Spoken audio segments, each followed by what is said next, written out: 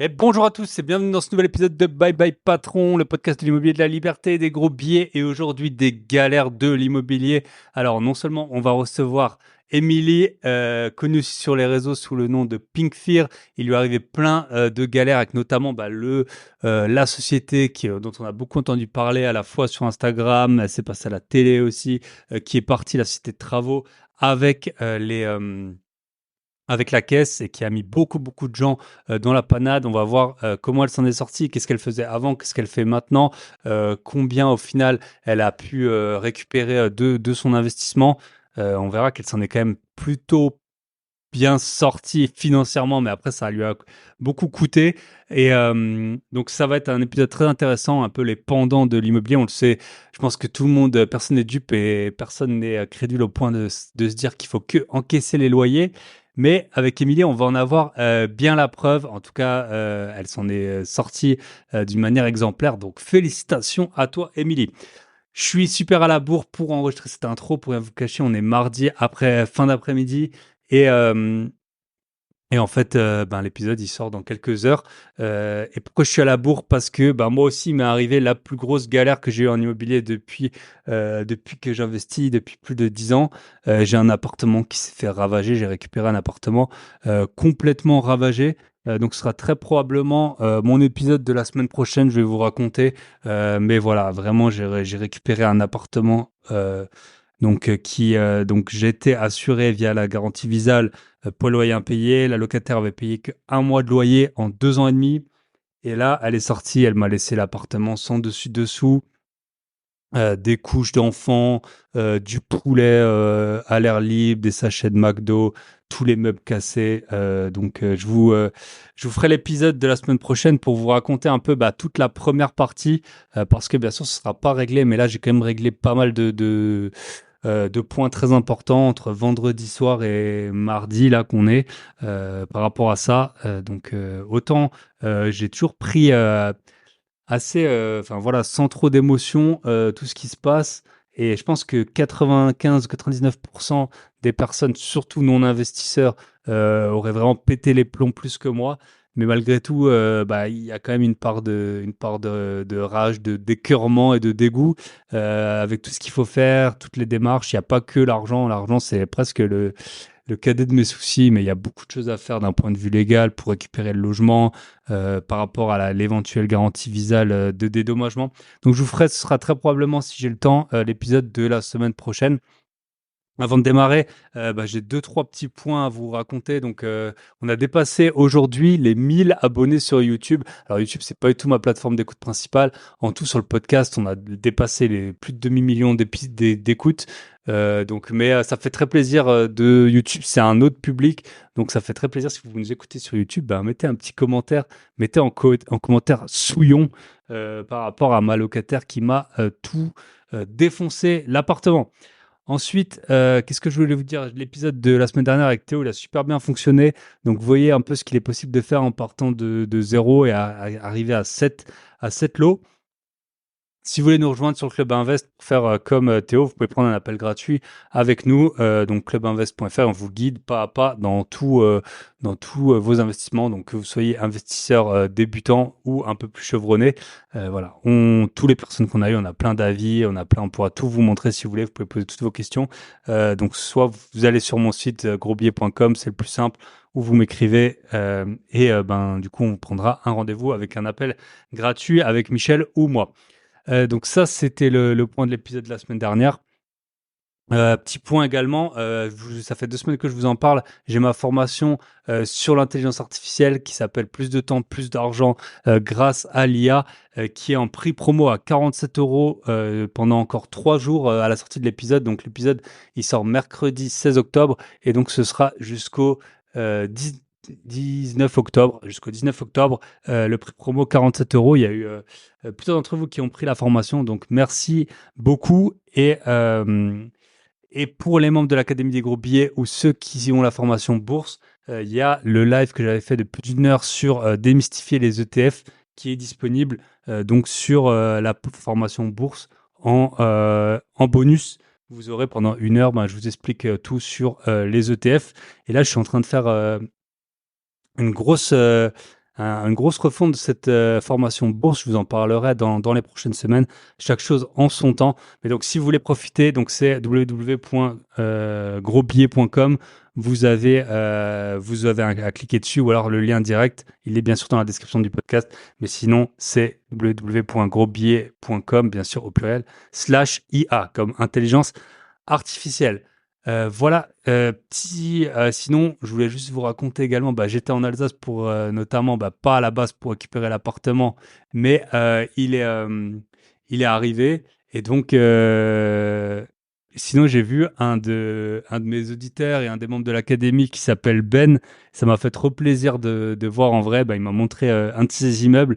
Et puis, ouais, ça fait trop plaisir de voir en vrai des auditeurs du podcast, des personnes à qui on échange en virtuel. Les podcasts et puis Instagram et tout, on a l'impression parfois que c'est que du virtuel. Mais non, je sais très bien qu'il y a des personnes derrière. Et merci à vous, merci pour le soutien, tous les avis que vous me laissez, que ce soit sur le podcast, sur les formations. Maintenant, plus de 1000 abonnés sur YouTube.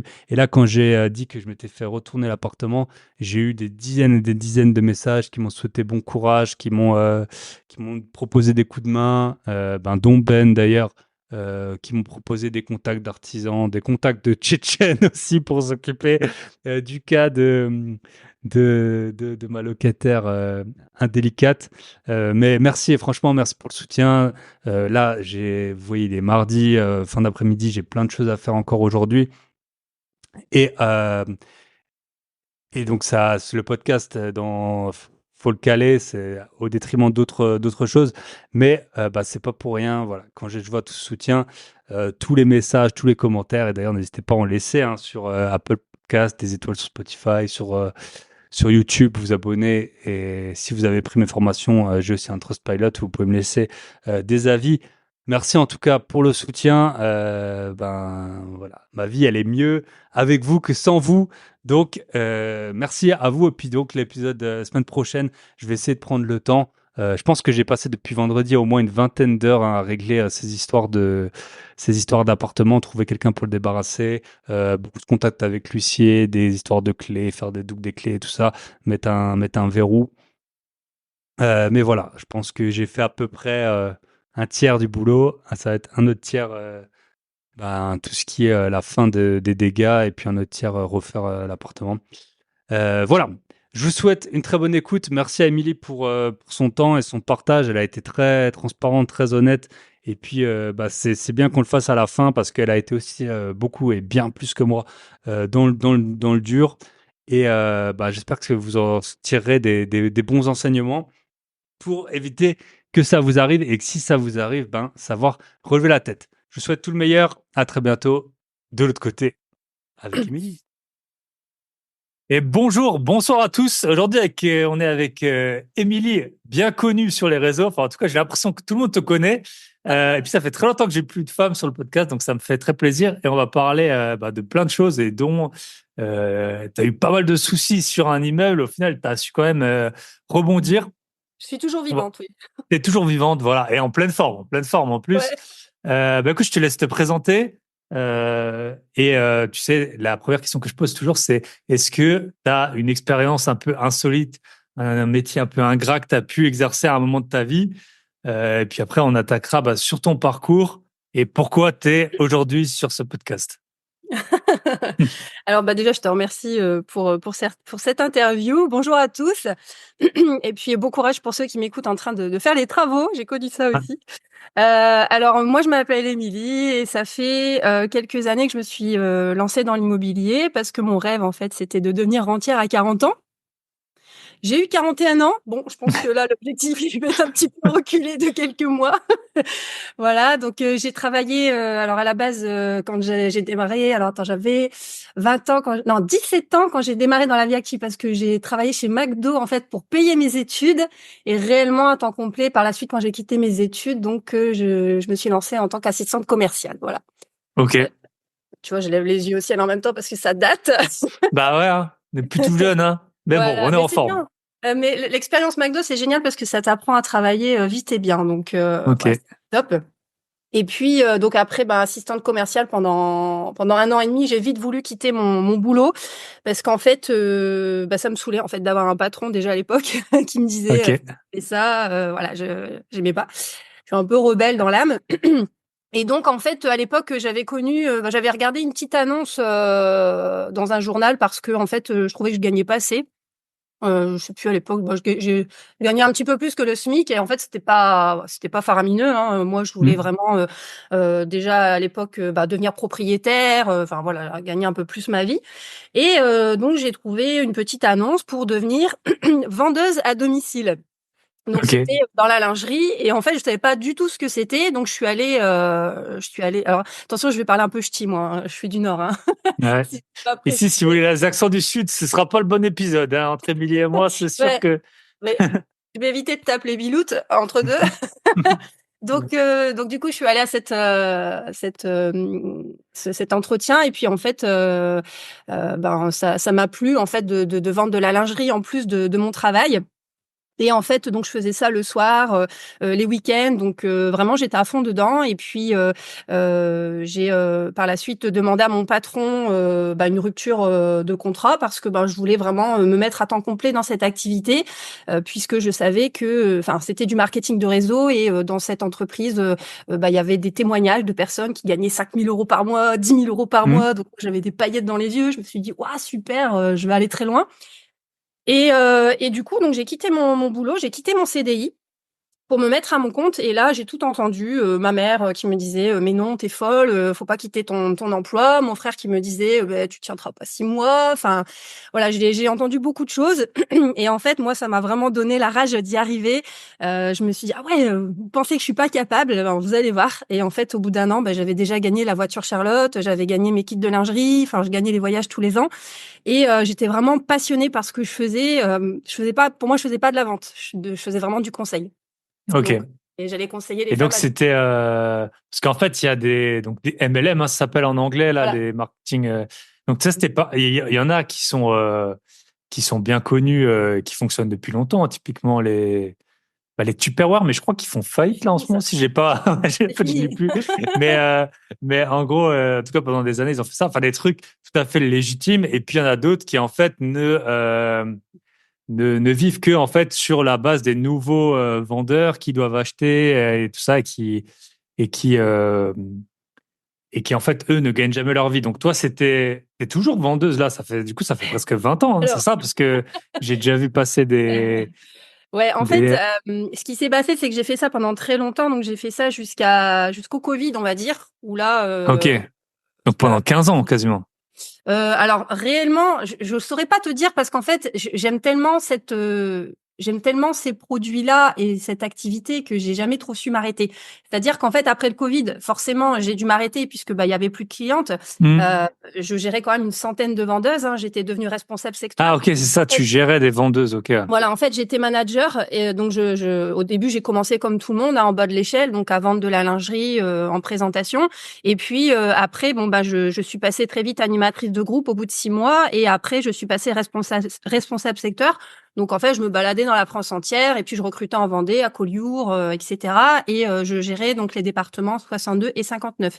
Donc mon rôle, en fait, c'était tout simplement de motiver les troupes, comme je dirais, et puis de leur enseigner en fait les techniques de vente qui sont pas forcément comme je dirais, la force entre guillemets de vendre à tout prix, c'était plutôt dans le conseil. Comment bien conseiller les femmes, comment bien leur conseiller la lingerie, leur expliquer comment on voit en fait qu'une lingerie elle va bien tout simplement parce que c'est facile de vendre une fois, c'est plus difficile de vendre deux fois si tu as mal conseillé la personne. Et moi j'étais vraiment dans le bien-être de la femme. Et donc en fait, alors entre parenthèses, ce que je t'entendais parler du fait d'être payé en fait sur les vendeuses, le système pyramidal, il est il est interdit en France. C'est-à-dire que si tu es rémunéré sur le résultat de tes vendeuses, c'est parce que toi aussi sur le côté tu as un résultat. Si t'as pas ce résultat-là, forcément t'as pas le droit à toucher une petite commission sur le résultat de tes Hmm. vendeuses. Donc voilà, donc je devais toujours quand même continuer de vendre mon produit et ce qui est logique puisque tu ne peux pas enseigner ce que tu ne sais pas faire. Donc Hmm. moi ce que j'enseignais Donc toi c'est c'était encore vendeuse aussi? Tu Voilà, faisais donc des... vendeuse et manager, voilà. Et Ok. puis avec le Covid, voilà, ben, j'ai perdu toute mon équipe, donc je gérais une centaine de vendeuses et puis elles ont tout arrêté au fur et à mesure parce que ben forcément nous c'était Tu pouvais plus la aller vente à chez les gens. domicile. C'est plus compliqué de vendre sur les réseaux ce type de produit parce que les clientes elles étaient habituées hein, à toucher. Hmm. Et puis en même temps je suis tombée enceinte. On peut te dire on peut pas tout faire non plus. Ouais. Hein. Voilà. Hmm. Voilà, donc je me suis concentrée sur mon bébé. Et puis après, bah, j'ai mon ami de l'époque, mon super mentor, qui m'a laissé tomber pendant les travaux, on en parlera après, qui m'avait conseillé donc de retourner dans le salariat pour réinvestir dans l'immobilier. Donc là, bah, écoute, moi je suis bête et disciplinée. Hein, la voie royale pour devenir rentière, si on me dit qu'il faut repartir dans le salariat, ben écoute, je vais faire ce qu'on me dit. Donc si mon mentor l'a dit, je vais le faire. Donc voilà, je suis retournée dans le salariat. Grave erreur. Je te donnerai mon anecdote après. Et puis voilà. Donc c'est ce qui m'a permis d'investir quand même, malgré tout, dans l'immeuble dont on va parler après. Hmm. Et donc j'ai toujours gardé un pied quand même chez Charlotte parce que ben ça me Donc la manquait marque de lingerie. énormément. Puis ça me manquait énormément le contact client. Hmm. Moi, je peux pas vivre sans. Hein, voilà. Et puis là, en fait, j'ai toujours un pied dedans, mais je ne fais plus les présentations à domicile parce que je me suis recadrée plus dans ce que j'aime faire, donc le fitness, donc vraiment le coaching pour les mamans. Donc je les aide à perdre du poids, à redessiner leur corps et vraiment donc finalement je reste dans le bien-être. Le bien-être de la femme, en plus. Voilà, le bien-être de la femme, c'est ce qui m'importe le plus. Leur victoire, c'est mes victoires. Ok. Trop bien. Et trois questions. Allez, trois questions. La première, toi, t'avais quand même ta maison, ta résidence principale. Tu l'avais achetée via. T'avais quel statut en fait chez Charlotte? T'étais à ton compte? T'avais Alors pu emprunter? Comment t'avais fait en fait?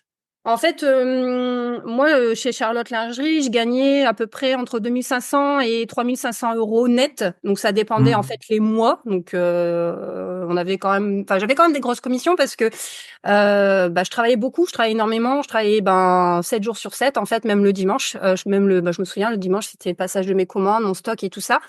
Et c'est vrai que je me suis toujours accordé très peu de sorties parce que j'ai toujours voulu devenir libre financièrement. Et mon objectif, en fait, c'était comme je te disais, devenir rentière à 40 ans parce que je voulais avoir du temps à la fois pour élever donc mes futurs enfants, parce que je pensais que j'en aurais eu plusieurs. Mon Dieu, aujourd'hui, j'en ai qu'une, ça me va très bien. Mais surtout, mon deuxième objectif, c'était de pouvoir passer du temps à organiser des événements pour récolter des dons pour les enfants malades. C'est-à-dire qu'il y en a, quand ils sont rentiers, ben voilà, ils ont envie de voyager, ils ont envie de faire plein de choses. Alors, je dis pas voyager, j'aime bien aussi, hein, parce que ça permet de rencontrer des personnes et tout ça. Mais moi, vraiment, ce qui me tient à cœur, tu vois, tous les ans, je participe à des événements, donc je donne de mon temps pour donc donner des cours et on récolte des dons pour la Ligue contre le cancer du sein. Et pendant des années, j'ai aussi participé à des événements pour récolter des dons pour les enfants malades atteints de leucodystrophie. Donc, je sais pas si tu connais l'association ELA, dont Zidane est le Hmm. parrain. Et ça me tient vraiment à cœur. C'est vraiment ce qui me fait vibrer, c'est de pouvoir contribuer, tu vois. Et par exemple, quand je donne un cours de fitness, je vois les mamans qui arrivent des fois, elles ont passé une journée de merde, elles font la tête. Hmm. Enfin, voilà, elles sont pas contentes. Et je les vois repartir et elles sont heureuses comme tout. Et moi, c'est ça, ma mission de vie, c'est ça vraiment qui me rend heureuse. Mais t'es d'accord avec moi que pour donner du temps aux autres, Faut pas bah, avoir besoin de donner de son temps pour de l'argent. C'est ça eh en fait. ben, en fait, si tes factures, elles se payent pas toutes seules, t'as pas ton Hmm. temps pour le donner aux autres. Bien Donc, t'es sûr. quand même obligé de travailler sur le côté. Et moi, en fait, je voulais justement devenir rentière parce que je me disais, bah, c'est cool, c'est la voie royale vers la liberté. Et quand j'ai entrepris justement donc l'histoire avec l'immeuble dont on va parler après, pour moi, ça, c'était ma porte de sortie qui allait m'amener vers ce projet. Et donc, Hmm. pour répondre à ta question, parce que tu as vu, je suis quand même quelqu'un qui fait beaucoup de virages pour répondre. Hmm. L'interview, elle va durer C'est 3 heures, les gens. c'est Attention, mon attention. rôle d'animateur. Il y en a, je dois un peu les aider à parler, et puis il y en a d'autres, je Ah non, dois mais les c'est de faire. ta faute, hein. T'as voulu interviewer une femme. Une femme, Hein. c'est Eh pas ben, grave si tu fais comme ça. Non, je plaisante. Pour répondre à ta question, donc, je suis devenue propriétaire en 2011. En fait, on a acheté la maison dans laquelle on vivait parce qu'en fait, le propriétaire revendait. Et ce qui était génial, c'est que c'était une maison qu'il avait coupée en deux.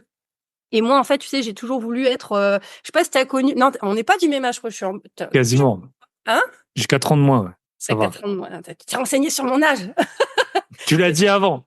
Ah Mais ouais, moi, c'est je vois vrai. pas mes abdos, hein, contrairement à toi. Donc, Non, mais en fait, je voulais devenir Heather Locklear dans Melrose Place, tu sais, qui est propriétaire de plusieurs immeubles. Là. Elle est belle comme tout en ok. tailleur. Et en Non, fait, ça, je vois pas. Et c'était ça, mon c'est modèle. pas un problème d'âge, c'est plutôt un problème de sensibilité artistique, je pense. Une super série à l'époque. Hmm. Bah après, voilà, moi je voyais plutôt le côté ambitieux. Et puis donc bref, je me disais voilà, je veux faire comme elle. Et du coup, en fait, à l'époque, quand le propriétaire nous a proposé de racheter la maison qui était divisée en deux, j'ai dit mais c'est génial, on va louer à mon frère, comme ça, bah le crédit, enfin son loyer va rembourser le crédit plus nous une petite partie, et puis voilà, on va commencer à Hmm. capitaliser. Donc ça a été le premier investissement. Ok.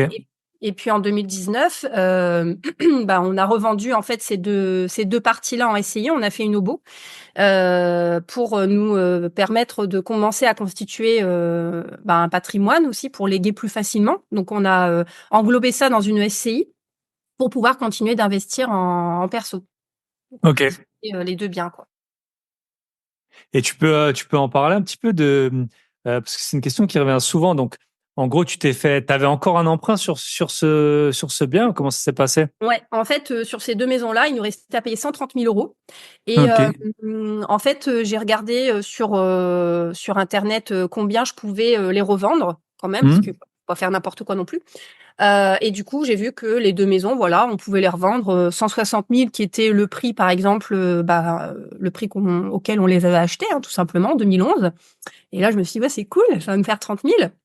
Donc en fait, on a déposé le dossier à la banque en même temps que l'appartement chocolat que j'ai toujours là en 2010, que j'ai acheté en 2019. Donc on a donné les deux dossiers à la banque, et moi j'ai dit bah voilà, je voudrais racheter les deux maisons à 160 000 et plus l'appartement 160 000. Attends, je te dis pas ouais, si c'est ça, ouais c'est ça. Donc on en a retiré Pour 30 les 000. deux ensemble, Ouais. 160 000. Ouais. Ok. Ouais, et donc on a remboursé le premier crédit 130 000, et donc on en a sorti une bonne petite plus-value. Et puis ça nous a permis aussi d'acheter l'appartement, premier appartement, dont j'étais Ok. très fière d'ailleurs parce que j'ai géré tous les travaux. Donc voilà. Et du coup, t'as repayé des frais de notaire, par contre. Et l'emprunt, tu l'as Ouais, bien sûr. remboursé. Ouais. Et l'emprunt, tu l'as remboursé et t'as eu un nouvel emprunt. C'est pas l'emprunt Ouais, qui a voilà, été j'ai eu. transféré, c'est ça. Non, non, non, j'ai changé de banque, j'ai eu un nouvel emprunt sur 20 ans.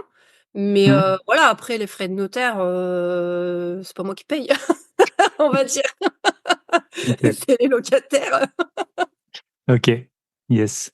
Ok. Et du coup, ces maisons, donc, après, enfin, sur les réseaux, donc, tu t'es séparé, hein, de cette personne, je pense, si je dis pas de bêtises. Tu l'as encore ou tu les as, ou comment c'était? Les deux maisons, Ouais. alors alors on vivait toujours dans une des deux maisons. On a quitté une des deux maisons quand j'étais enceinte parce qu'il fallait une plus grande maison avec une deuxième chambre. Et ces deux maisons actuellement, elles sont toujours en Dans la location. SCI. Ok. Ouais, ouais, pour l'instant, ça Hmm. s'autofinance, c'est très bien. J'ai pas de souci avec les locataires, tout va bien. Donc, Ok. Super. Et du coup, l'appartement que tu as acheté, alors l'appartement chocolat, à plusieurs reprises, j'ai ça a été des aventures aussi parce que j'ai des soucis avec la plomberie, et il aura fallu attendre l'année dernière de tomber vraiment sur un expert qui s'est aperçu finalement que c'était un sambon qui était tombé en fait tout au fond de la plomberie, donc au rez-de-chaussée. Donc il avait en fait j'avais tout le temps des problèmes de remonter dans les toilettes. Donc ceux qui m'ont suivi sur les réseaux hmm. ont pu me Ouais, on voir a les vu, mains hein. dans la mer. On a vu, ouais.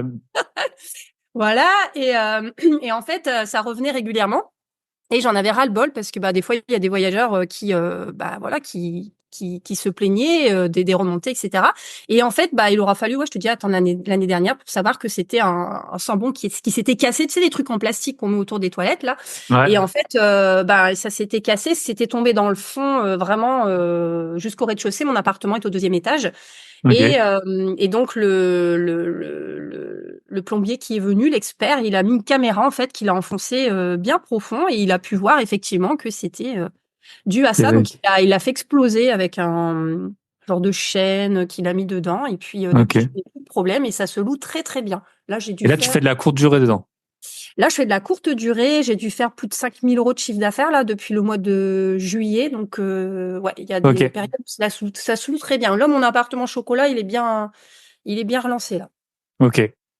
Et ça, t'es pas obligé de dire la ville, mais c'est dans le nord, du coup, vers là où t'habites, c'est Oui, bah, ça? je peux te dire, c'est à Boulogne-sur-Mer. Donc, Boulogne-sur-Mer. alors les prix sont plus comme avant parce que tu vois, même pareil, l'immeuble dans lequel j'ai investi là à Calais, à l'époque où je m'étais renseignée. Et toi, à l'époque où je m'étais renseignée, c'est mon chat, désolé. Hmm. Je lui donnais à manger avant l'interview, mais il m'en et en fait, bah, L'immeuble à Calais, quand j'avais regardé l'appartement. sur internet, il y avait pas tant de locations courte durée Hmm. que ça. Donc, d'ailleurs, c'est Michel qui m'avait conseillé d'investir dans cette ville. Merci Michel.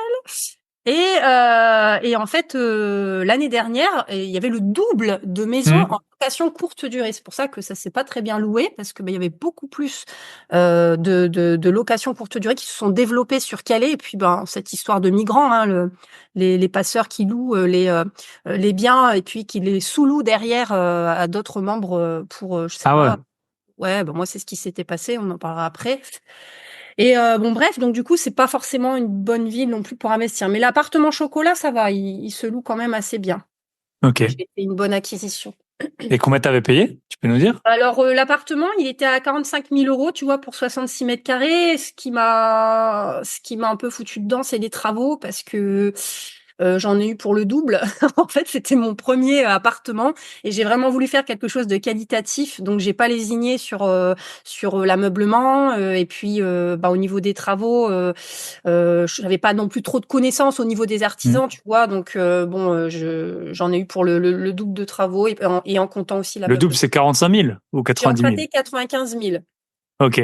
tu vois, donc en comptant les frais de notaire et Hmm. tout.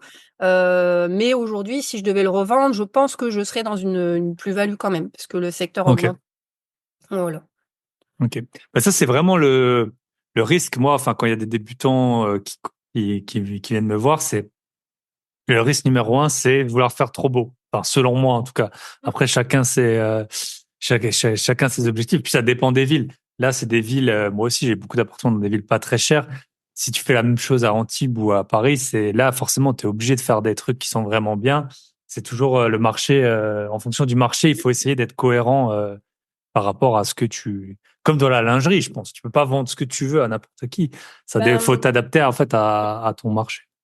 bah, je voulais faire de la qualité, j'ai toujours été dans la Hmm. qualité et je me vois pas louer à des gens des appartements. Alors tu vas me dire il faut ce qu'il faut, mais enfin, je voulais Hmm. vraiment louer quelque chose de Hmm. c'était un niveau, quoi. Donc je voulais faire quelque chose de beau. Ok. Et sur une année, tu peux dire combien il dégage à peu près, tu penses? Oui, 1000 l'année euros. dernière, j'ai fait à peu près 11 000 € 12 000 € de chiffre d'affaires. Donc, tu vois, ça fait à peu près Ouais. 1 000 € par 1000. mois. Et si je le louais en location pérenne, parce que je l'avais mis en location pérenne hein, pendant le Covid, il était à 660 € par mois. Donc, il y a quand même Ok. 350 € en plus par mois. Donc, Hmm. et puis, Sans le ménage. ouais, non, je compte pas le ménage. Ok.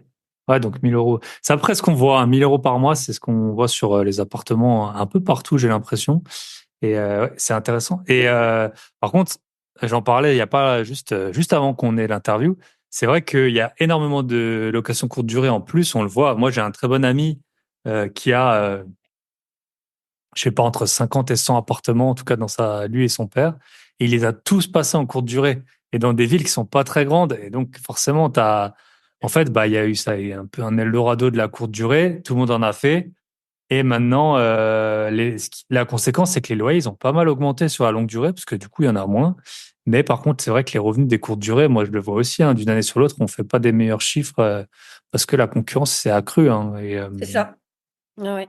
donc, plus les gens, je sais pas à quel point, j'ai quand même l'impression que les personnes, elles voyagent et tout, indépendamment de toutes les histoires d'inflation et tout. Quand tu vas dans les restaurants, je trouve que c'est toujours plein. Quand on voyage, les trains, ils sont toujours pleins et tout. Mais c'est vrai qu'en tout cas, la concurrence, par contre, c'est sûr que elle joue sur les prix et sur le remplissage, à mon avis. Ok, donc tout ça, ça, c'est toujours ton patrimoine actuel. La double maison et Ouais. l'appartement chocolat qui Oui. maintenant, chocolat, c'est venu au moment de l'achat ou c'est venu avec les problèmes de canalisation que tu l'as appelé comme ça. Non, en fait, au début, l'appartement, il tournait bien. Et puis, c'est au fur et à mesure que je commençais à avoir des problèmes de canalisation. Et et c'est que l'année dernière, à force, à chaque fois de me rendre sur place, de faire venir donc des personnes justement pour déboucher les toilettes, il n'y avait pas un seul plombier qui était foutu de me dire, bah, c'est à cause de ça. Au final, il aura fallu que j'appelle ma PNO, que je fasse vraiment venir un expert de la PNO. Et là, vraiment, on a su ce que c'était, quoi. Donc là, je ne me suis plus embêtée. L'appartement tourne bien. Il y a des périodes forcément où ça va moins se louer que d'autres, mais j'ai fait quelque chose de qualitatif, forcément, bah, ça fonctionne, quoi. Ah, trop bien. Ok, donc là, c'est tout ce qui va bien pour l'instant. Oui. Et maintenant, on va aborder le sujet qui fâche. Donc, toi, t'as travaillé pour un entrepreneur qui a eu beaucoup, enfin, qui est parti avec la caisse. En tout cas, c'est ce qu'on, je sais pas si c'est jugé ou pas, je pense pas. Mais en tout cas, voilà, sur les réseaux, tout le monde a entendu parler. Il est passé je crois, chez Julien Courbet, Yann Darwin que j'ai eu sur le podcast. Juste au moment où je l'ai eu, c'était quand il a un peu lancé la bombe. Je sais pas si c'est lui qui l'a fait ou quelqu'un d'autre l'avait fait avant lui. Et donc, il y a En eu fait, plein de Yann Darwin, problèmes. il était venu me voir en privé la veille où il a fait son Ok. annonce. Parce qu'en fait, il m'avait vu en galère en story. Ce qui s'est passé, c'est que quand Michel m'a laissé tomber, j'étais vraiment dans le plus grand désarroi parce que Michel, c'était mon meilleur ami, c'était mon mentor et je savais pas du tout ce qui se passait derrière. J'ai vraiment été la première surprise de tout ce que j'ai vu, tout ce que j'ai entendu, parce que j'ai même travaillé avec lui, hein. Il m'avait embauché en tant qu'assistante commerciale dans son entreprise, mais j'ai vraiment rien vu venir. Forcément, bah moi, j'entendais que ce qu'on me disait, que ce qu'il me disait. Et en fait, du jour au lendemain où j'ai lancé une cagnotte Litchi, parce qu'en fait, voilà, il y avait plus d'argent pour finir mon immeuble. Michel me disait que, alors à la base, il m'avait fait un prix d'amis. Donc l'immeuble, en fait, c'est donc On va on va commencer du repartir depuis le début. début, en fait, ouais, Donc, parce que là, en fait, le Michel, tu on le a connaissais. teasé, on a teasé les gens. Donc maintenant, Voilà, les gens, là, vous c'est êtes un obligés de hook. rester jusqu'au bout. Voilà. Et donc, Michel, tu connaissais avant de travailler avec lui ou après? En fait, Michel, je l'ai connu via les réseaux. Et Ok. ce qui nous a rapprochés, c'était le fait qu'il était dans le monde du sport, hein. Il avait lancé une chaîne donc de sport. Et moi, je l'avais trouvé via Instagram. Et en fait, je trouvais que son parcours était vraiment incroyable. Il avait acheté 40 appartements en un an. Et je me suis dit, waouh, génial, je veux faire comme lui. Je vais pouvoir atteindre mon objectif d'être entière à 40 ans. Et donc, il m'avait dit, bah vas-y, investis sur Calais. Donc là, je fais vraiment en gros, en résumé, hein. Et donc, c'est pour ça que j'ai voulu investir sur Calais, parce que la renta était plutôt bonne sur papier. Tu vois, là, si tu veux, mon immeuble que j'ai trouvé là, les silos, logiquement, j'étais censée gagner plus de 6 000 euros par mois. J'avais fait donc une simulation de chiffre d'affaires avec la conciergerie qui m'avait conseillé aussi de 70 000 euros par an. Et donc voilà, avec ça, bah, on était bien, quoi. J'étais censée vraiment atteindre mes objectifs. Et donc, en Et fait, combien coûtait l'immeuble au l'immeuble, départ? il était, je l'ai acheté 123 000 euros, tu vois. Il y avait Ok. 8 lots et moi, je voulais pas louer des cages à lapins, donc j'ai rassemblé des Hein. lots. Et quand j'ai envoyé les photos, tout ça à Michel, parce que ben lui, c'était sur les devis, c'était sur photo. Et il m'a dit ouais, c'est bon, je vais te faire un prix d'amis. Et donc le prix d'amis, c'était 65 000 euros pour rénover 130 mètres carrés. C'était vraiment un prix d'amis avec tout compris, les meubles, plan de travail, machine à laver, lave-vaisselle et tout, un micro-ondes. J'ai dit waouh, vraiment Michel, super quoi. J'y croyais pas quoi. Ouais, on est amis, machin, ok, bon, super. Et du coup, donc je lui ai tout confié. Je lui ai tout délégué parce qu'en plus à l'époque, ben je me voyais pas gérer les travaux, j'étais en pleine séparation, je déménageais, j'avais mon bébé à m'occuper. Enfin voilà, c'était une période hyper compliquée pour moi. Et lui, il me disait, ben voilà, je vais m'occuper de tout, tu t'occupes de rien. Donc moi j'étais la petite princesse, génial, libérée, délivrée, les Hum. travaux, on n'occuperait plus jamais. Et puis bon bah j'ai vite déchanté quoi, la princesse elle a vite déchu, puisque bah au mois de juin l'année dernière, non c'était déjà au Et mois du de coup, mai. là, on essaye de recadrer juste là, tu avais Ouais.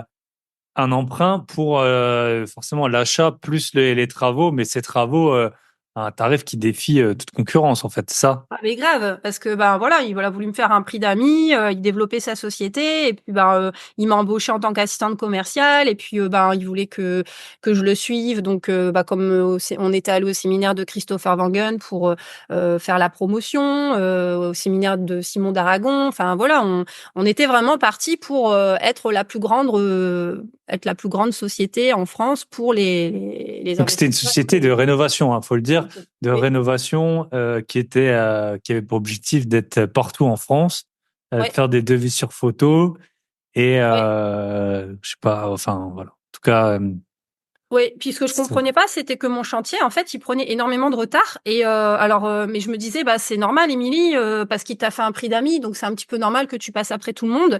Et donc, du coup, déjà, à l'hiver dernier, tu vois, mon immeuble, et ça, tu l'as acheté quand?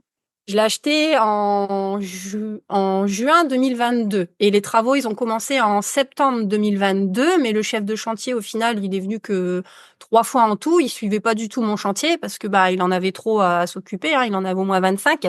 Il y avait que 3 chefs de chantier pour 50 chantiers. Donc déjà, ça pouvait pas aller. Et moi, sur mon chantier, il y avait un plaquiste, super plaquiste qui m'a fait la plomberie, génial. Et moi, c'était le chantier de Danny Boone. Hein. Je sais pas si tu as déjà vu ma vie de chantier, mais Non, j'ai pas fait. c'était là. Il faut que tu regardes enfin, c'est connu ça. Ma vie de chantier de Danny Boone. À voir, ça résume mon Ok. chantier. Et en fait, donc les travaux ils ont commencé en septembre, mais en fait le plaquiste apparemment il avait eu une enveloppe pour embaucher aussi un électricien et puis quelqu'un pour l'aider. Et puis au final il a gardé l'argent et puis il a voulu tout faire tout seul, l'électricité et la plomberie. Ça a été une catastrophe. Et en hiver dernier déjà, j'étais Donc là, allée on était. Attends, juste. Donc là, t'as commencé juin 2022, t'as acheté. Septembre, le chantier a commencé. ouais. Donc là, on est en 2022 encore. Ensuite, qu'est-ce qui s'est passé? Et en fait, moi j'ai continué mon petit bonhomme de chemin hein, dans le Ouais. salariat. Après Michel, il m'a recruté. Puis voilà, moi pendant ce temps-là, je pensais qu'il y avait du monde sur mon chantier en train de bricoler. Et puis en fait, j'ai eu un dégât des eaux au niveau d'une toiture, donc enfin d'un bout de toiture. Donc je suis allée sur place. Et puis là, quand je suis arrivée, ça n'avait pas trop avancé, beaucoup de choses en chantier. Et puis il y avait qu'une seule personne, donc le plaquiste. Et puis il me disait que la peinture ne séchait pas. Et en fait, c'est parce qu'ils n'avaient pas installé de radiateur de chantier.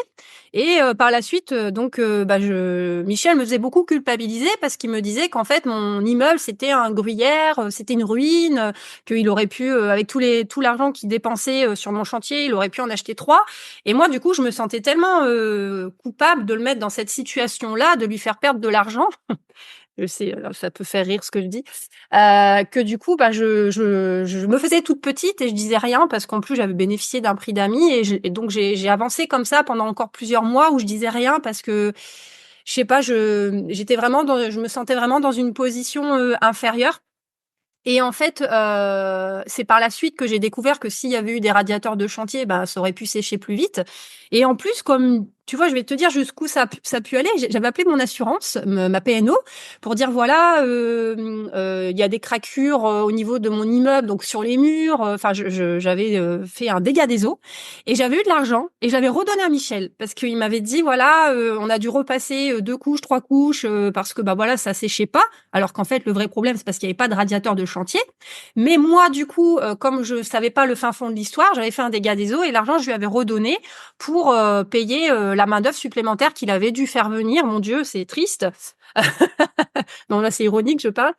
Mais voilà, il avait dû refaire venir de la main-d'œuvre pour refaire la peinture. Mais bon, bref. Et donc, j'ai avancé comme ça, janvier, février, mars, avril. Bon, ça avançait pas trop.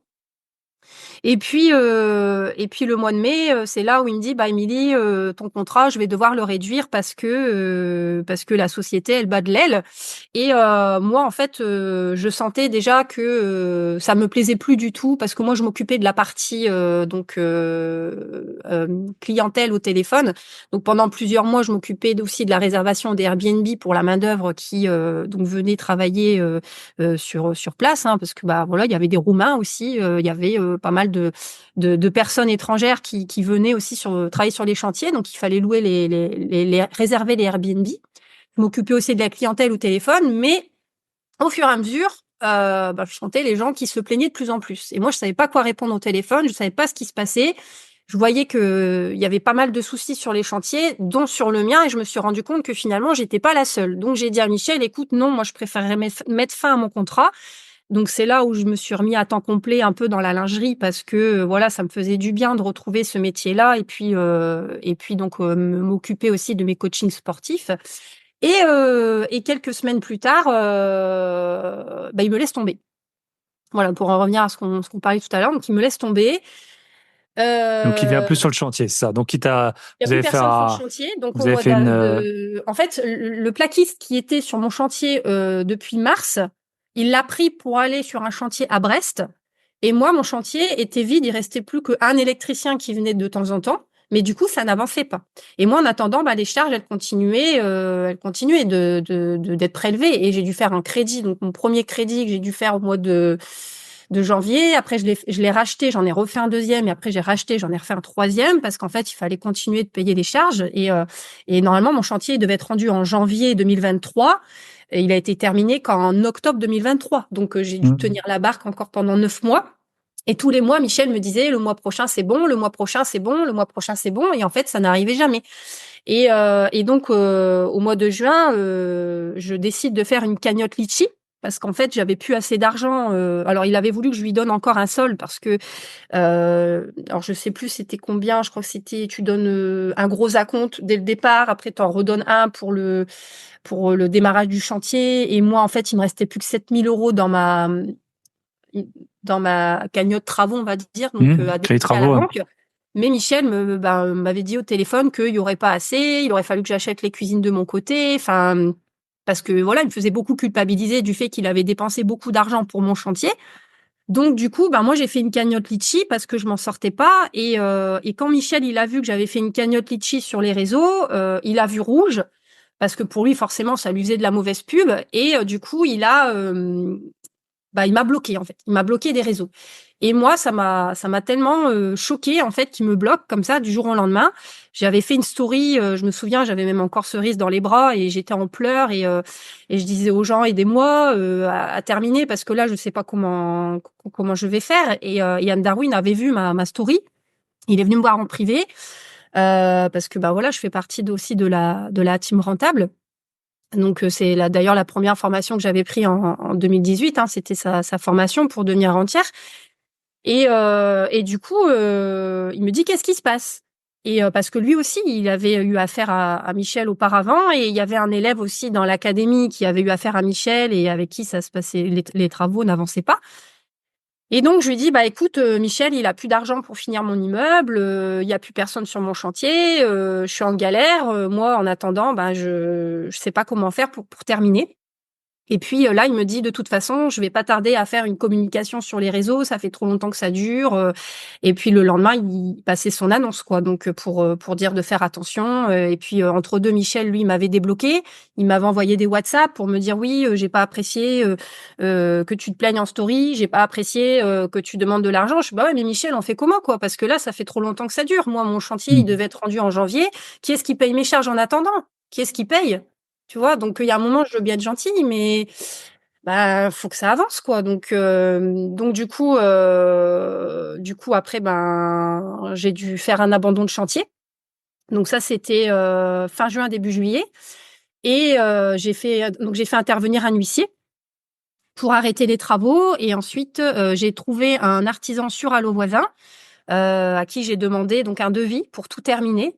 Et puis, je me souviens du jour où je suis arrivée à l'immeuble avec ma copine. Alors, j'ai une super copine, Christelle, qui travaille chez IAD, et elle habite à 1 heure de chez moi. Et en fait, elle est venue avec son mari m'aider sur le chantier. Et en fait, le jour où elle est arrivée, il y avait de la flotte en fait dans un des appartements au rez-de-chaussée.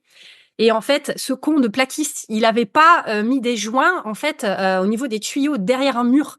Ce qui fait qu'en fait, quand on avait mis l'eau, en fait, ça pissait de partout.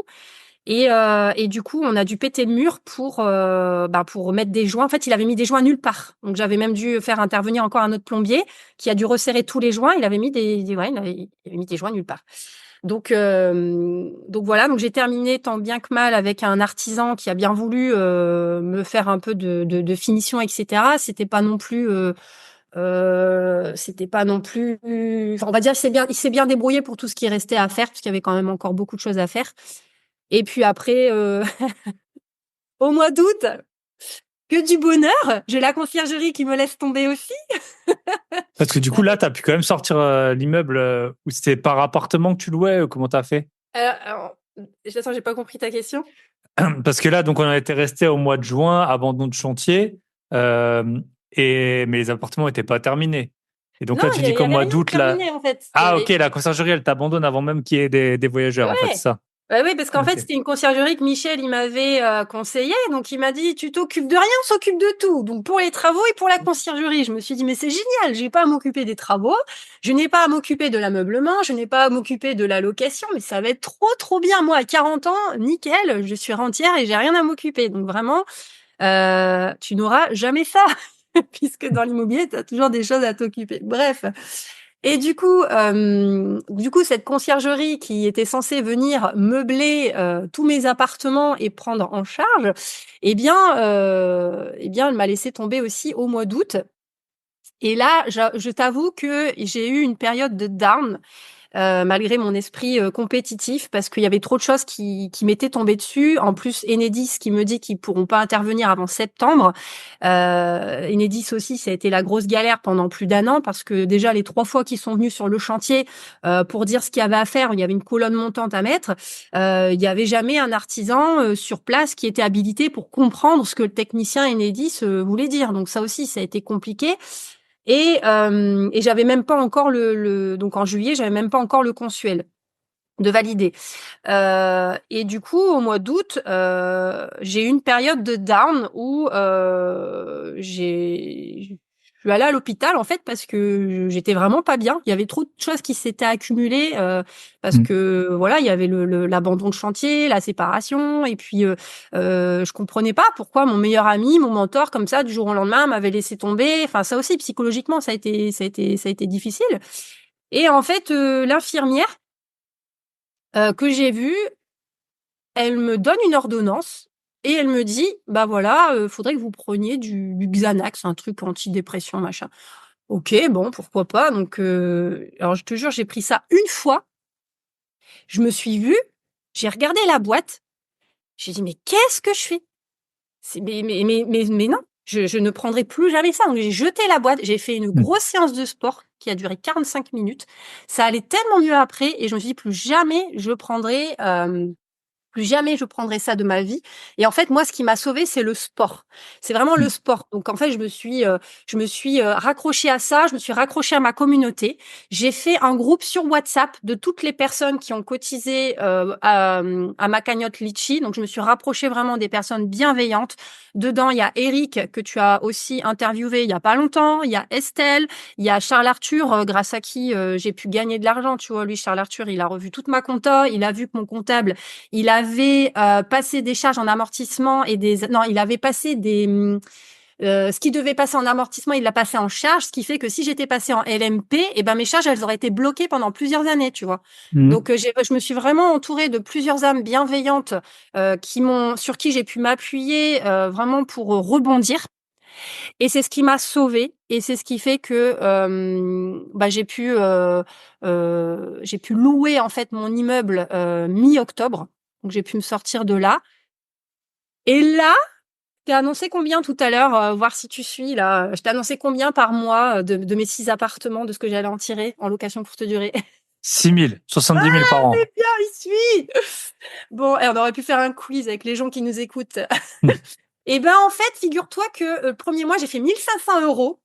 Avec 6 appartements. Ouais, c'est royal. Et le mois d'après, j'ai fait 2 000 €. Et encore le mois d'après, à peine 2 000, quoi, tu vois. Donc c'était loin, Ok. loin, loin de ce que j'avais imaginé. Et pourquoi? Eh bien, tout simplement parce que il y avait 2 fois plus de location courte durée que l'année d'avant ou l'année où j'avais acheté. Voilà. Donc du coup, en plus de ça, j'ai commencé à louer après la saison Airbnb, tu vois. J'ai commencé à louer mi-octobre, alors que il aurait fallu que je loue genre au mois de juin. Et puis j'ai la CFE qui m'est tombée dessus et la taxe foncière. Donc déjà j'étais à découvert. J'avais dû utiliser la cagnotte Litchi plus tous les bénéfices de mon appartement pour combler les charges et les découverts. Et en plus de ça, j'arrivais dans la période après la saison d'été et pendant la période des impôts. Donc, je peux te dire qu'il fallait s'accrocher à la barque. Ok. J'ai plein de questions. Et déjà, la première, c'était ton emprunt, tu n'avais pas de différé, en fait. Tu as tout de suite eu l'emprunt qui est tombé. C'est ça ou combien ça te J'avais coûtait, un en fait? différé de 3 ans. Ok. Donc, Je payais 500 euros par mois quand même de mensualité. 500 euros par mois, ok, de Ouais, parce que mensualité. l'assurance, elle était hyper chère. J'ai voulu faire plaisir aux banquiers, tu vois. On dit toujours, oui, il faut prendre ça à la banque si vous accordez le crédit, ok, mais l'assurance, j'en avais pour 200 euros par mois. Alors que, après, il y a Nathalie aussi que tu as interviewée, Nathalie Delpech, donc qui m'a conseillé l'assurance abeille. Et là, j'ai payé quoi? 30 euros par mois. Donc, j'ai fait une économie de 170 euros par mois, tu vois. Impressionnant, la différence. Ouais. On peut diviser par 2, ça c'est sûr, mais là, c'est carrément divisé par 8, carrément. Donc, ok. Et après, en plus, tu avais quoi d'autre comme charge? Tu avais l'électricité, je suppose, qui coûtait assez cher Ouais, sur alors, le.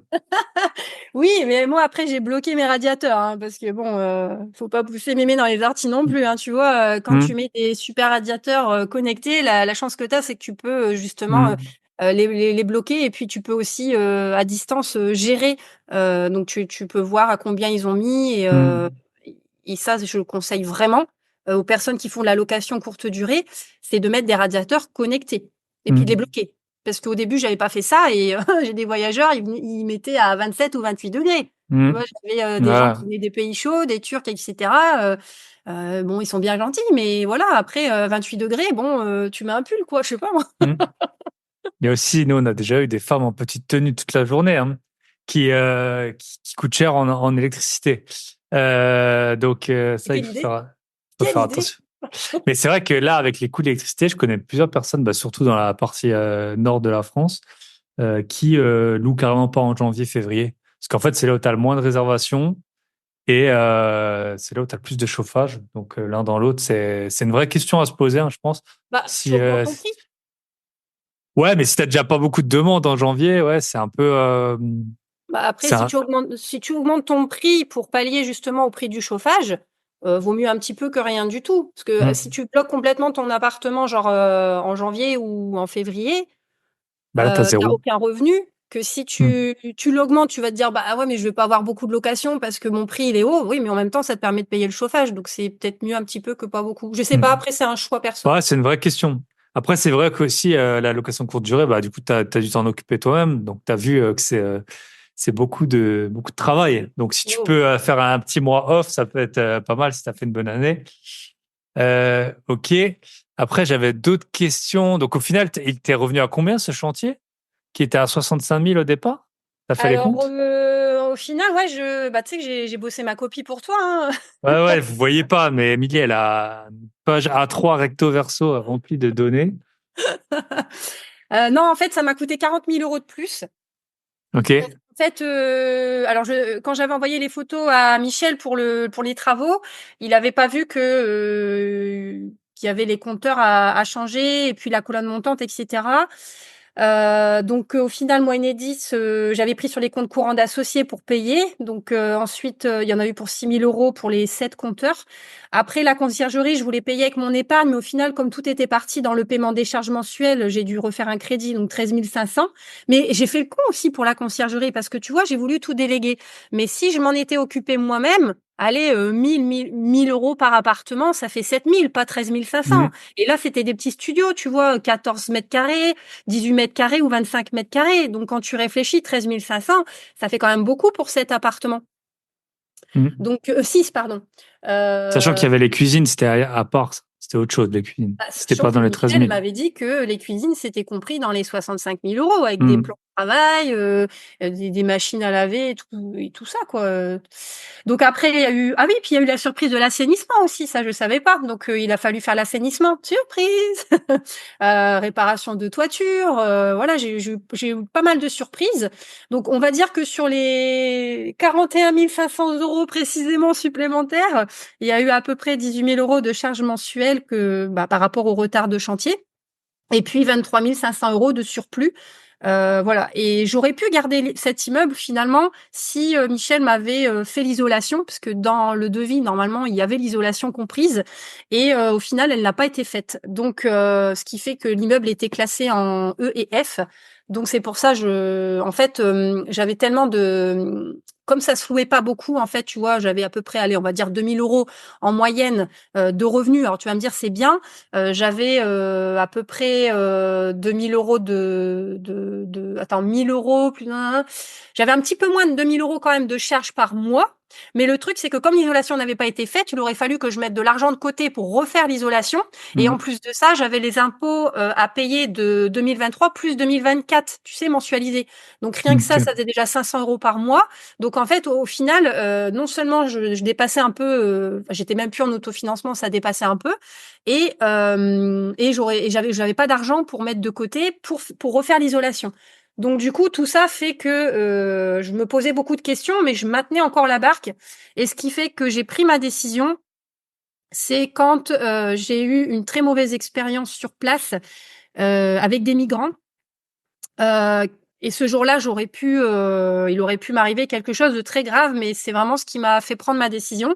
C'est qu'en fait, j'étais allée faire le ménage, donc j'avais pas encore délégué la partie ménage, donc je faisais tous les jours la route, enfin quasiment tous les jours la route Boulogne-Calais pour aller faire les ménages. Et en fait, ce jour-là, donc si je te parle de ça, c'était début novembre. Donc tu vois, ça fera même pas encore un an. Et j'arrive là-bas, il y avait qu'un seul appartement de loué sur les 6 par une seule personne. Et en fait, je fais le ménage et puis arrivé à midi, je vois la personne qui sort en fait de l'immeuble. Donc voilà, je voyais que c'était une personne typée étrangère et puis je me dis bon, il est parti faire un tour. Et puis j'en vois une deuxième qui sort. Je dis tiens, c'est bizarre, ils sont deux finalement. Et puis j'en vois une troisième. Et puis j'en vois une quatrième.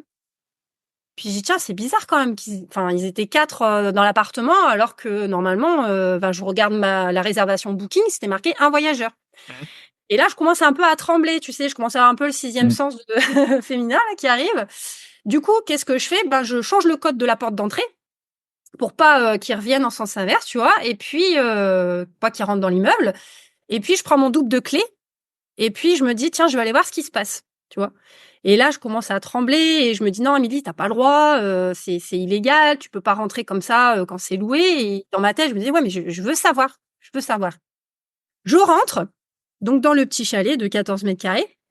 Et là, le bordel. Donc, la lumière ouverte, plein d'eau par terre, des sacs poubelles, la cuisine en bordel, des couvertures. Donc, tu vois, j'avais un plaid avec des couvertures, une couette. Donc, il y en avait dans la cuisine, par terre, sur le côté du lit et sur le lit.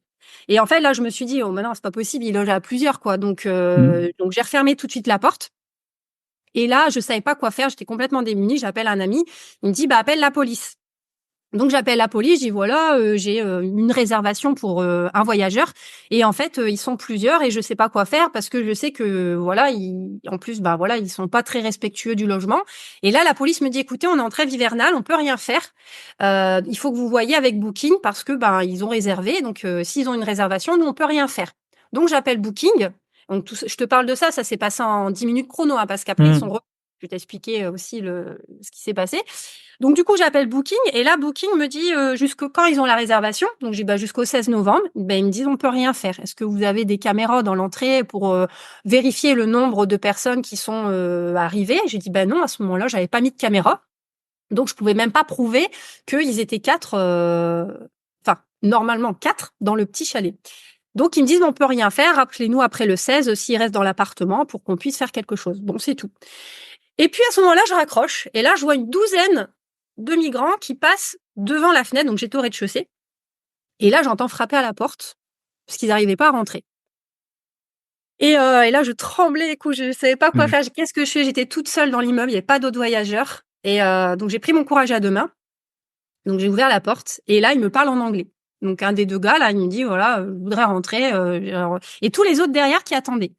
Et il y avait donc des femmes, il y avait des messieurs, enfin voilà, j'avais l'impression que c'était une famille en fait. Et donc je dis à la personne, qui êtes-vous? Et donc là il répète, on a loué l'appartement du dessus, on voudrait rentrer. Et j'ai dit oui, vous, mais c'est qui tout ça? Donc en anglais bien sûr. Hein. Et puis il me dit c'est des personnes qui viennent visiter l'appartement. Donc j'ai dit non, j'ai dit vous rentrez, mais pas les autres. Et là à ce moment-là, mon regard croise une maman avec son bébé, sa petite fille dans les bras. Et le bébé, en fait, n'avait pas de chaussures, enfin, elle était pieds nus, et il avait plu. Et en fait, je me suis mise à la place de cette maman. Et en fait, c'est là que j'ai réalisé que c'était juste des gens qui voulaient rentrer, se mettre au chaud, parce qu'il faisait froid dehors. Et ils voulaient juste, voilà, se laver, puis voilà, être à l'abri, tout simplement. Et là, tu sais, j'étais vraiment partagée entre mon statut de propriétaire, qui ne va pas faire rentrer n'importe qui dans ses logements, donc qui doit faire attention à ses biens, et mon âme de maman, et aussi le côté, mon côté où je veux contribuer, tu vois, où j'ai besoin de contribuer, où je me dis ils ont juste besoin de se sentir bien comme nous, quoi, tout simplement, d'avoir un toit. Et du coup, je savais pas quoi dire, j'étais choquée, et j'ai maintenu quand même, j'ai campé sur mes positions, j'ai dit non. L'appartement a été réservé pour 2, donc vous rentrez à 2. Et là, à ce moment-là, les gens qui attendaient derrière, ils ont râlé. Ils sont partis. Je pense qu'ils ont compris en fait que je voulais pas qu'ils rentrent. Ils sont partis. Les 2 sont rentrés. Moi, j'ai pris mes affaires. Je suis partie en pleurant parce que franchement, j'étais vraiment choquée de cette situation, parce qu'il aurait pu m'arriver quand même quelque chose de grave. Tu vois, imagine si c'était pas des âmes gentilles, parce que c'est ça. Enfin, c'était des personnes quand même qui n'étaient pas Dans la méchantes. détresse. Mais après Voilà, en ça. détresse, tout simplement. Et du coup, en fait, sur mon portable, comme il était connecté à la porte d'entrée, quand je suis partie, j'ai vu que la porte n'arrêtait pas de s'ouvrir. Donc, en fait, ils ont fait rentrer les gens. Et je sais que voilà, j'ai payé l'eau, l'électricité, tout ça encore jusqu'au 16 novembre. Cette date, elle restera gravée dans ma tête. Je sais que voilà, j'ai payé pour ces gens-là, mais bon, d'un côté, je pouvais rien faire parce que voilà, la réservation, elle avait été prise. Et ça a été mon déclic pour revendre l'immeuble, parce que psychologiquement, je me sentais plus capable de faire face à tous ces problèmes. Ça a vraiment été mon déclencheur. Ok. Et en sachant que Booking vous couvre beaucoup moins bien qu'Airbnb sur les dégâts et tout. Moi, j'ai déjà expérimenté les deux. Et c'est sûr que si les gens, là, ils sont partis d'eux-mêmes, hein, c'est ça, au 16 novembre. Donc, Alors après, le 16 novembre, les gens sont partis d'eux-mêmes, effectivement. heureusement. Moi, après, j'avais embauché une femme de ménage parce que je n'arrivais plus à aller sur place. En fait, j'avais vraiment eu un choc psychologique par rapport à tout ça.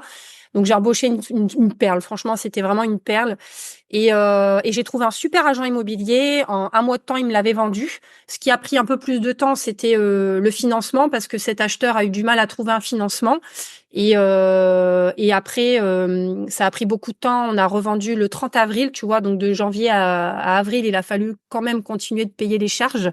Et je pouvais plus payer les charges, donc j'ai dû me mettre à découvert à la banque. J'allais chercher des chèques alimentaires à la mairie. Enfin, je survivais, hein, vraiment. Quand tu arrives à la caisse de Carrefour et puis que tu dois remettre du blédinote de ta fille parce qu'il te manque 20 centimes, je peux te dire que ça te remet les idées en place. Et vraiment, je remercie le ciel. Vraiment, je remercie ma communauté de m'avoir tellement épaulée, tellement aidée, parce que sans elle, j'y serais pas arrivée. Et j'ai réussi enfin à me débarrasser de cette charge mentale.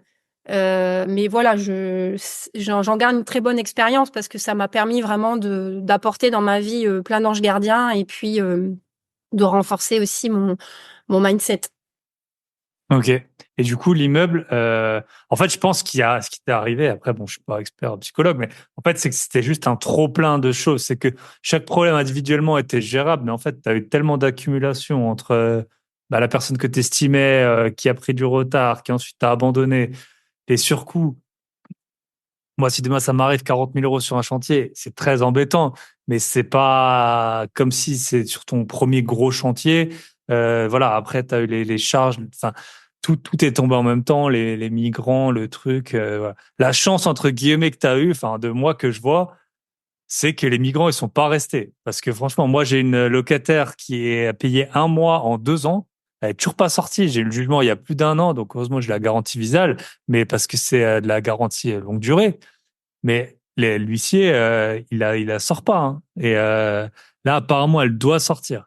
Mais tu vois, tu aurais pu rester bloqué 2 ans, en tout cas Ah avec oui, un des appartes, voir, ils auraient pu casser les portes, aller dans les ah autres oui. trucs. Toi, tu refusais d'y aller. Et là, t'es tout seul, hein. Et là, après, c'est Euh, sûr que du coup, ça t'a. Et bon, je pense que c'est un bon rappel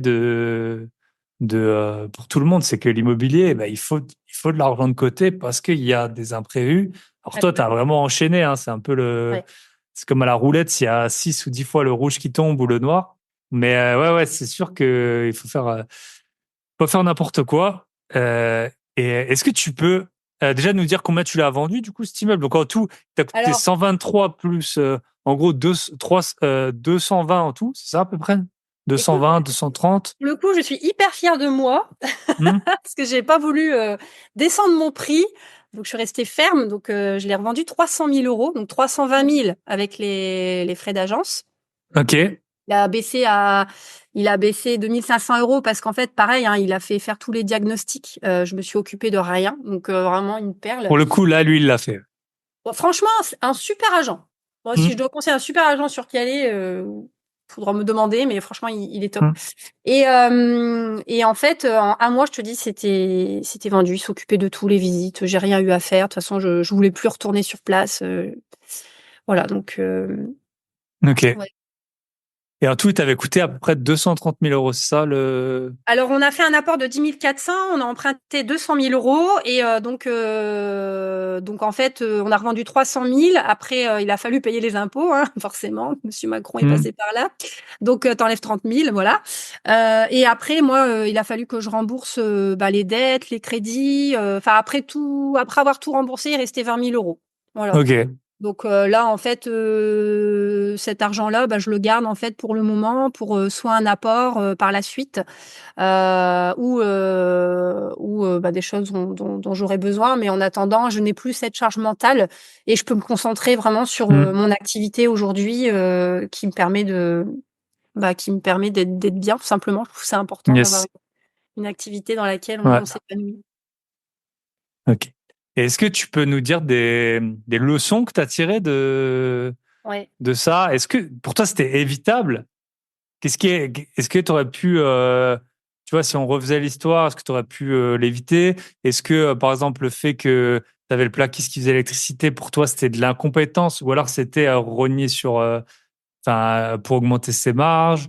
Voilà, quel Alors, conseil tu pourrais donner à la communauté par la rapport à. confiance n'exclut pas le contrôle, Hmm. déjà. Et ça, même si vous avez déjà travaillé avec un artisan, il faut tout le temps lui courir après, être derrière et tout. C'est comme dans les couples, hein. C'est pas parce que au début, pour te mettre en couple, tu es prêt à faire des pieds et des mains, et après, bah voilà, hein. Après, c'est pas pour ça qu'il faut, Ah, il faut arrêter attention. d'acheter des bouquets de fleurs à votre femme et puis entretenir la flamme, hein. Donc voilà, entretenez la flamme avec votre artisan. Non, en Ouais. fait, oui, mais alors, tu vois, par rapport à ça, moi, ce que j'ai retenu, c'est de pas devenir trop copain-copain avec l'artisan. Oui, tu peux Hmm. sympathiser, mais bon, moi, le souci, en plus, c'est que je suis une femme, et à partir du moment où tu deviens copain-copain, entre guillemets, l'artisan pense qu'il y a moyen derrière, et tu vois, bon, la relation, elle peut vite se dégrader. Donc, montrer quand même que tu connais ton sujet, c'est pas parce que tu délègues à une société que t'as pas le droit d'aller sur place. Moi, je vois Christelle, là, pareil, Michel, il lui a fait un abandon de chantier. Elle a fait reprendre ses travaux par une autre société qui lui a interdit de mettre les pieds sur son chantier.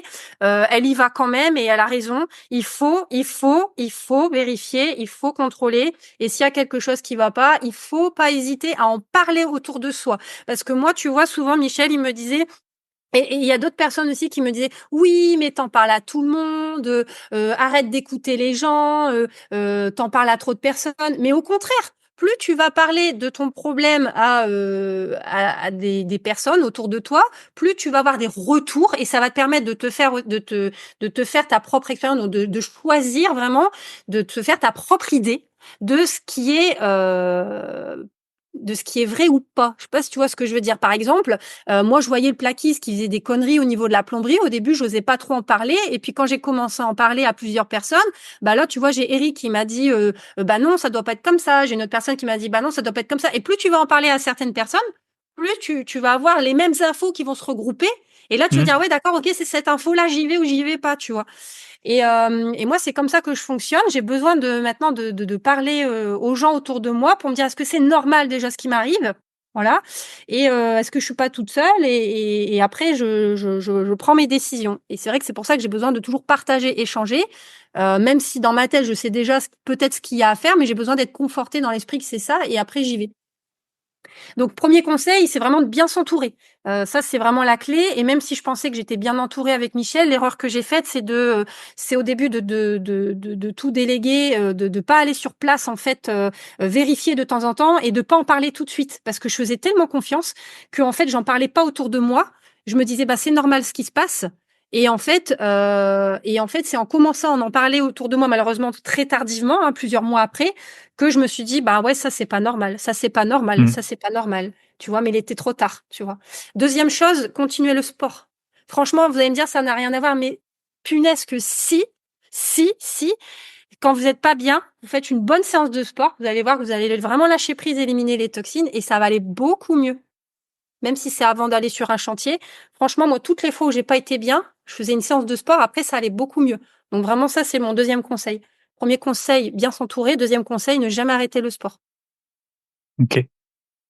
Est-ce que parce que toi, tu étais carrément de l'intérieur, tu vois, de la société, est-ce que tu as eu des signes ou est-ce que tu en as eu sur la fin, mais avant, tu pouvais pas savoir que les chantiers, ils se passaient mal et tout ça.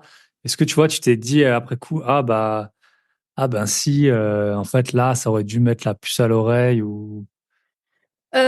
Oui, en fait, par rapport à mon chantier, quand je repense à l'hiver dernier où la peinture, elle craquait tout le temps, Hmm. mais en fait, il me faisait tellement culpabiliser à me dire que mon immeuble, c'était un vrai gruyère, une vraie ruine, qu'il aurait pu l'acheter 3 fois. Enfin, voilà, il me faisait vraiment culpabiliser, même sur le fait que, voilà, il m'avait fait des prix d'amis, que du coup, je me dis que, en y repensant, je me dis, mais en fait, avec un radiateur de chantier, bah, la peinture, elle aurait séché plus vite et puis, bah, on Hmm. aurait avancé plus vite parce que là, Hmm. à cause des peintures, ça a duré 2 mois de plus, en fait. Hmm. Tu vois? Vu que ça séchait jamais. Et Ouais. aujourd'hui, j'ai pris en expérience. J'ai pris Hmm. énormément en expérience. Je vois des choses, je sais des choses enfin, j'ai appris des choses avec les erreurs qui font que, je referai plus les mêmes erreurs, ça, c'est sûr. Yes. Trop intéressant. Et je pense là, tu sais, on peut dire ce qu'on veut sur l'argent, le monde capitaliste et tout, mais ce qui est bien avec l'argent, c'est qu'au moins c'est clair, tu vois. Au moins, il n'y a pas de. C'est comme, enfin, moi, je connais pas mal de gens dont les parents, ils ont soit des sociétés, soit de l'argent, soit de l'immobilier et tout. Et du coup, ça fait toujours des relations que je trouve très mauvaises de parents à enfants. Parce que du coup, ouais, tôt ou tard, je te donnerai ça, je te fais des dons. J'ai des potes qui rachètent des immeubles de leurs parents, et du coup, à des prix parfois qui sont supérieurs au prix du marché. Enfin, c'est des trucs qui sont pas clairs, quoi. C'est vraiment. Et toi, tu as eu un mélange en fait de bon prix parce qu'il y avait aussi de l'affect, que vous entendiez bien et tout. Et du coup, ça fait un truc que t'oses pas demander et tout. Ouais. Que que si tu payes le vrai prix, bah voilà, tu te dis ok. Et c'est pareil. S'il y a un truc qui est, je pense, que c'est important avec tous les prestataires dans l'immobilier, c'est la clarté. Dites Ouais. bien dès le début, ok, je te paye tant, toi tu fais ça, moi je fais ça, on est d'accord, c'est comme ça que ça va se passer. Ouais. Parce que du coup, sinon, ça peut vraiment créer des problèmes de communication et les deux parties peuvent se sentir lésées. Donc, Oui, parce que tu vois, je vais te redonner un exemple par rapport à ce que tu dis. Mon artisan là que j'ai trouvé sur, Allo Voisin, il m'a fait un prix pour tout finir et quand il a vu que la conciergerie m'avait laissé tomber, bah, il a accepté en fait, de prendre sur son temps aussi pour, m'aider à monter les meubles et cetera. Donc vraiment, il a été, hyper sympa. Mais bon, voilà, il y avait quand même des fois où il me faisait des remarques comme quoi, je pouvais pas le payer. Donc, du coup, je lui disais, bah oui, mais en même temps, alors je lui disais pas, je vous ai rien demandé, mais c'est lui Mm. qui le fait de bon cœur, tu vois, pour m'aider en fait Mm. à monter les meubles. Mais par la suite, je sais que en fait, il attendait un petit peu plus, si tu vois ce que je veux dire. Il était tombé amoureux, le pauvre. Et c'est pour ça que après, j'ai dû mettre un peu un terme à notre relation parce que c'est pour ça que c'est compliqué quand on travaille avec des artisans et tu as tout à fait raison de dire qu'il faut mettre tout de suite une barrière et pas devenir trop copain non plus parce que sinon ça peut vite ça peut vite se dégrader quoi. Mm. Yes. Ok. Et Eh ouais, oui, et ça d'autant plus quand ça faut enfin moi j'ai pas l'expérience forcément, mais non seulement je vois pas mes abdos, en plus je suis pas une femme blonde rayonnante. Donc, mais en tout cas, quand tu es une femme, c'est encore plus important, je pense, de mettre de la clarté dans tout ça, dans mais oui, qui il fait avait quoi, pitié parce en que plus. Je me hmm, souviens du matin où il était venu m'apporter des petits pains parce que j'avais logé, j'avais logé dans un des appartements. Il n'y avait pas d'électricité, il n'y avait pas d'eau chaude parce hmm, que j'attendais Enedis le lendemain. Et du coup, j'avais utilisé un des appartements donc que j'avais logé sur place. J'avais laissé mon bébé à garder. Et puis du coup, j'attendais Enedis le lendemain et il avait pitié de moi et j'étais encore en petite tenue et il était venu à 7h30 pour m'apporter le pain au chocolat, les croissants et hmm, les cafés, tu vois. Donc bon, ce jour-là, je me suis dit, on va mettre un peu les hauts là. c'est ça. Et puis en plus, ce jour-là, Enedis n'est même pas venu et Ah il ben m'a voilà. oublié. Il m'a envoyé un message. Là, j'ai pleuré. Je te jure, j'étais en Hmm. rage. Et ils sont venus que un mois plus tard, en fait, début octobre. Ah, En plus, j'avais logé là-bas sur place pour rien. Ah c'est ouais, ça. Enedis, Et sacré quand je cœur. ferai ma reconversion bye bye patron, coach de vie, de couple, eh ben, enfin non, mais plus sérieusement, on le dit souvent que les hommes, ils surinterprètent les signaux féminins et les femmes, elles sous-interprètent, ou je sais pas comment on dit. Donc voilà, d'autant plus quand il y a ce genre de relation, essayez de faire vraiment la clarté. Et puis, voilà, l'argent, au moins, ça le mérite d'être clair. Ok, maintenant, bah, tu peux nous dire, c'est de quoi tu vis, du coup. T'as plus l'ami Michel qui, moi aussi, il s'appelle Michel, hein. J'espère qu'elle va partir avec la caisse, hein. J'ai C'est lui j'ai qui pas. gère nos finances. Euh, euh, ouais, de quoi tu vis, comment ça se passe, du coup, quels sont les projets? Alors en fait, depuis que j'ai pu revendre cet immeuble, donc depuis le mois de mai, je me suis recentrée donc sur mon activité donc de fitness parce qu'en fait c'est ce que j'aime. Hein. J'avais monté donc mon association en 2017 en parallèle de quand je faisais Charlotte Lingerie. Et puis en fait donc j'ai toujours été coach depuis 2014 que j'avais mes diplômes, donc j'avais participé à des compétitions bodybuilding tout ça. Et donc du coup, je me suis recentrée en fait sur le fitness parce que bah voilà, j'ai eu 41 ans et je me suis rendu compte qu'il y a beaucoup de femmes qui ont du mal à perdre du poids après une grossesse et donc voilà, je me suis dit je vais aider ces femmes en fait à retrouver leur poids de forme.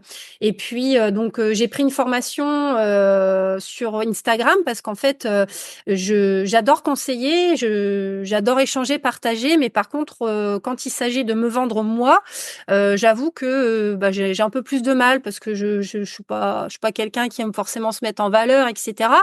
Donc du coup, j'ai pris une formation pour voilà essayer de trouver plus de clientes en fait sur Instagram.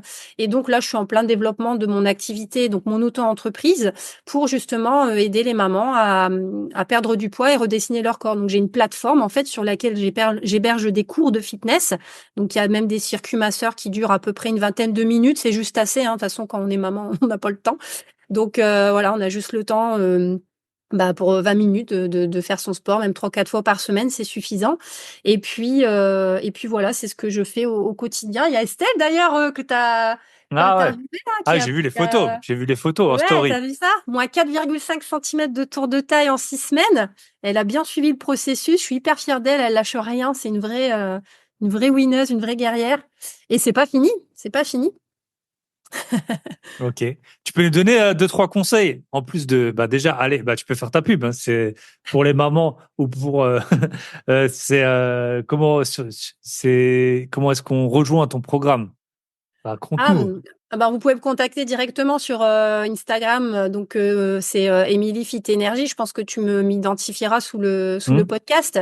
Moi, si je peux donner un conseil aux femmes après 40 ans, surtout, c'est si elles veulent perdre du poids, c'est pas de faire tout le temps du cardio, parce qu'on perd 20% de masse musculaire chaque année. Et quand on fait du cardio, c'est bien, on perd du poids, mais on perd aussi du muscle. Et donc, c'est pas forcément la bonne manière de s'entraîner. On s'entraîne pas à 40 ans comme on s'entraînait à 20 ans. Il y a des choses qui diffèrent. Et c'est là-dessus vraiment, c'est sur ces Donc, faut faire de la programmes-là. force, c'est ça?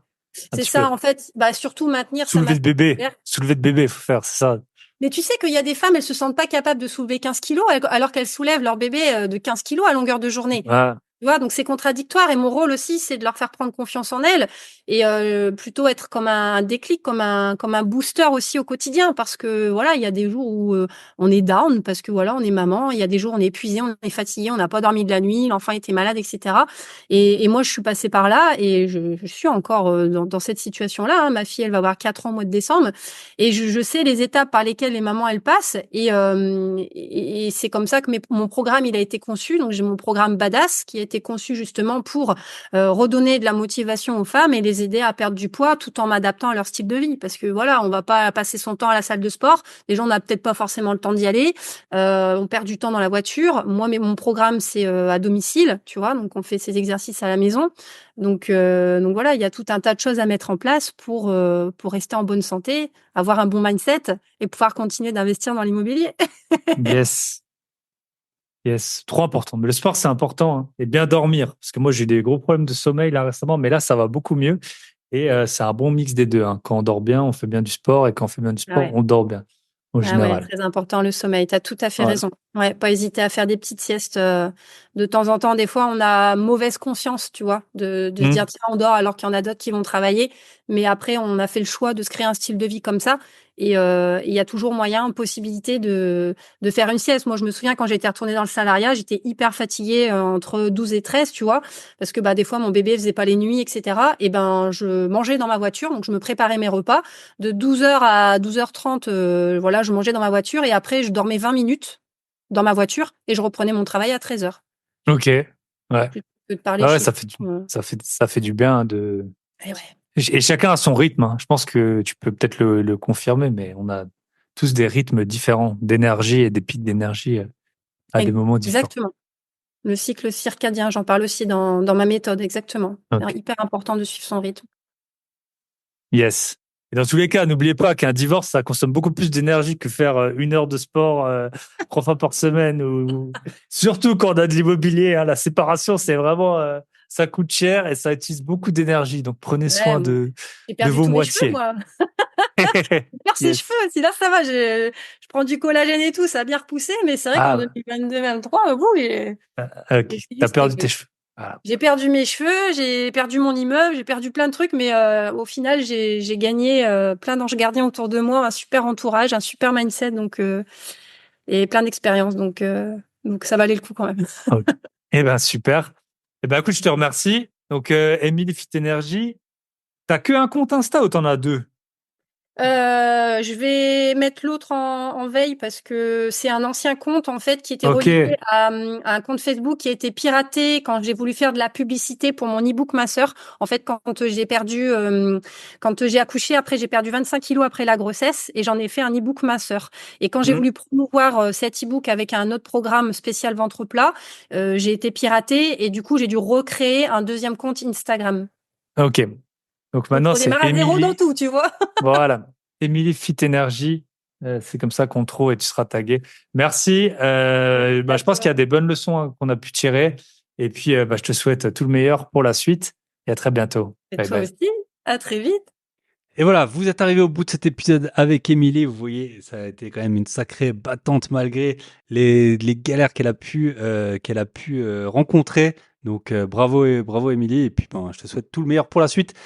Je vous rappelle donc la formation intelligence artificielle, plus de temps, plus d'argent dédié aux investisseurs immobiliers, elle est en promotion à 47 € encore pendant 3 jours. grosbillet.com/IA. Si vous voulez rejoindre le club Invest et faire comme Théo de la semaine dernière, eh ben, vous pouvez nous prendre un appel gratuit. Et puis, si vous n'avez pas écouté les 3 derniers épisodes, donc j'en ai fait 2 tout seul.